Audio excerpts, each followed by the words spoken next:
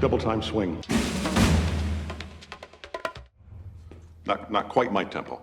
Here we go.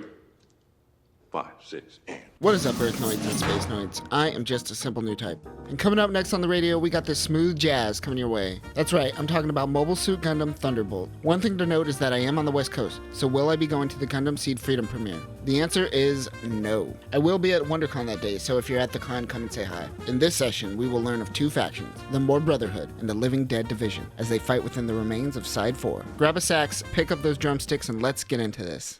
UC-0079, sometime during the 1-Year War, More, also known as Side 4, was destroyed by Zeon forces. This is now known as a Shoal Zone.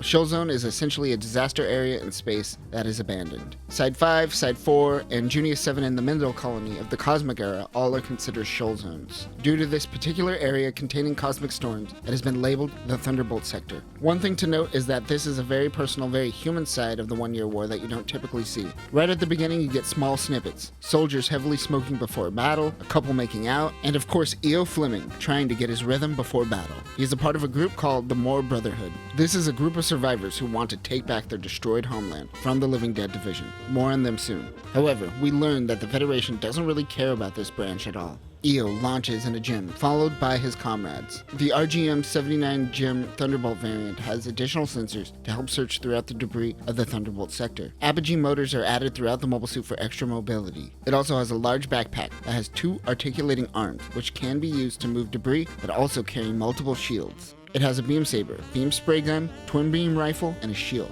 This particular version of the gym actually uses the core block system as well. One gym is taken out by the rubble, but the rest of the team start getting picked off one by one. E.O. goes down. This is Daryl, a member of the Living Dead Division. He is in his Zaku 2, which is relatively similar to the OG Zaku, but the difference here is the use of the big gun. This is a giant sniping turret, which uses a long-range beam cannon. It has its own generator and does not wear down the power of the mobile suit. The gun barrel only has a certain amount of rounds before it will have to be replaced. 3 other teammates join Daryl in the sniping. One in a dom notices something on the radar. He opens up his cockpit to see E.O. holding a gun to his face. E.O. shoots and steals the dom, all while his comrades are watching. Daryl swears that he will kill him next time. E.O. says that when you hear the sound of jazz, I will be coming. He also taunts Daryl's lack of real legs. E.O. takes off in the stolen dom and destroys the big gun. He returns to his Columbus-class ship, the Beehive. Meanwhile, on Zeon's Papua-class ship, Daryl and the rest of the Living Dead members transport their dead comrade's body. The Living Dead Division, as the name suggests, is made up of soldiers that are heavily wounded, and their higher-ups consider them more or less dead already.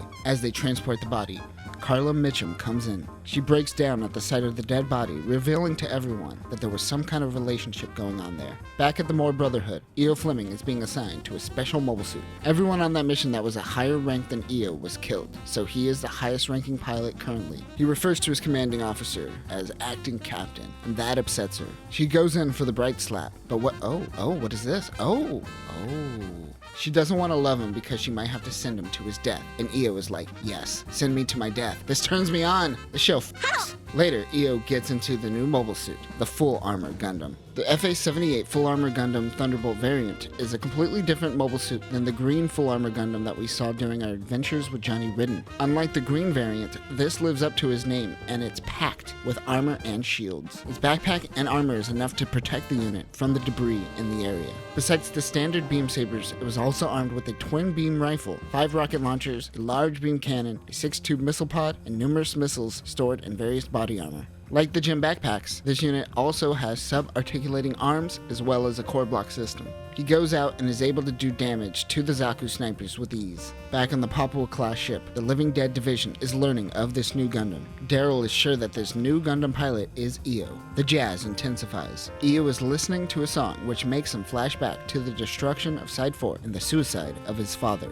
He snaps out of it and asks his friend Cornelius for a tissue. At Zeon, Carla is fixing Daryl's prosthetics. She not only fixes the people on board, but she is also in charge of her research on the Reuse P device. Daryl is testing out this new device in a new Zaku known as the Psycho Zaku. An MS-06R Zaku 2 high mobility type equipped with the Reuse P device is known as the Psycho Zaku. It is an experimental unit where the pilot can control the limbs of the mobile suit simply with his thoughts. However, in order for the pilot to use this unit to its full potential, one must make a sacrifice. More on that soon. Along with the Reuse P device, It is also equipped with a Zaku bazooka, a giant bazooka, a Sternfaust, a Heat Hawk, and a beam bazooka.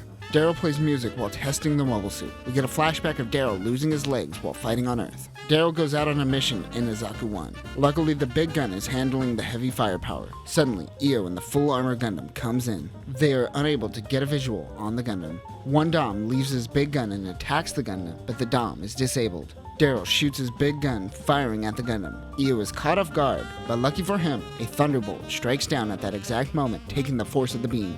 Io grabs one of Daryl's teammates and uses him as a human shield. He kills the teammate and comes face to face with Daryl's Zaku. The full armor uses his beam saber, stabbing through part of the cockpit. But Daryl also uses a flash grenade, saving his life. Io makes his retreat. Daryl dreams of a time in his youth when he got his Zeon radio as a present. He wakes up to see Carla doing surgery on him. He looks over to see that he lost his left arm. After the events of the last attack, Zeon is growing weary of the Living Dead division. In order to please the people that be, one of the scientists, Sexton, is prepared to use the Psycho Gundam in the field. But the Psycho Gundam is designed to be used as an extension of one's limbs. Since Daryl just lost his arm, the scientist says f it and cuts off his other arm and turns him into a lab rat essentially. Daryl launches in the Psycho Zaku. This time, he doesn't seem mad by the loss of his limbs. In fact, he sees the full power of the Psycho Zaku as just what he needs to destroy the Gundam. It appears that the captain is injecting herself with some kind of drug. Io comes into her quarters to find herself using. She says to Io that she now knows how his father felt the day he killed himself. Damn girl, I know you're high, but that's savage. Back at Zeon, the division is throwing a party for Daryl as he earned the rank of ensign for his sacrifice. Everyone else seems to be down and depressed, but Daryl is okay with the sacrifice he made. Cornelius visits the captain. Io, Cornelius, and Captain Claudia were once a team of racing pilots in the old days of living inside 4 before its destruction.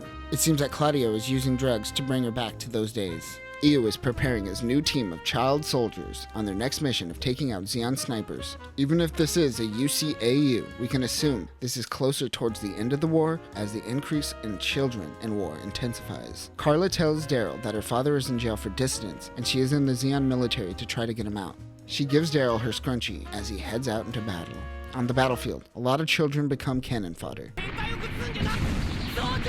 The Papua-class ship is under attack. The scientists begin evacuating, but Carla decides to stay on board and fight. She mans a turret and watches someone explode right next to her. The ship isn't going to last long. Back on the battlefield, Daryl and the Psycho Zaku handles business. Io in the full armor destroys the bridge of the Papua-class ship. The rest of the events of this battle is what I have titled War is Hell, a series of shitty events. This asshole scientist steals a pod from a dying man. The beehive goes down, but the second in command shoots Claudia. Both Full Armor Gundam and Psycho Zaku meet on the battlefield. Reinforcements are on their way to the Thunderbolt Sector, but Daryl most likely won't be able to hold out in time. The Psycho Zaku is finally able to hold its own with the Full Armor Gundam. Cornelius and others who abandoned the beehive head towards what looks like the abandoned Papua-class ship. Cornelius is shaking and starting to understand why Io listens to music before battle. Inside the ship, of course, is the Living Dead division. All seem ready for death. Carla is planning on self-destructing the ship, taking everyone out with him. Io and Daryl are tearing each other apart little by little. Back on the ship, Cornelius is preventing Carla from self-destructing the Papua. The Zeon soldiers want to resort to Plan B. Carla realizes that one of the EFF soldiers are pinpointing their location. She moves just in time as a GM outside uses its sword to vaporize everyone but Carla.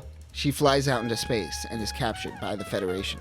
Io strips the Full Armor Gundam of its armor. It has become Average Armor Gundam. The Zeon soldiers' Plan B is essentially saying f it and killing everyone. One soldier tries to launch their payload.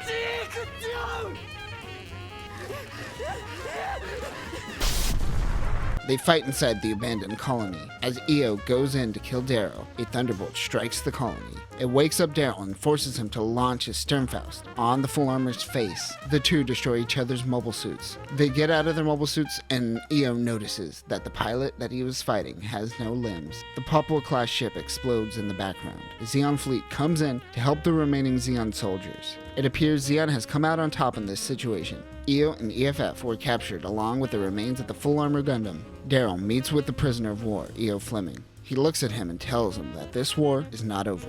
As he says this, the Zeon ships make their way to a Bawaku.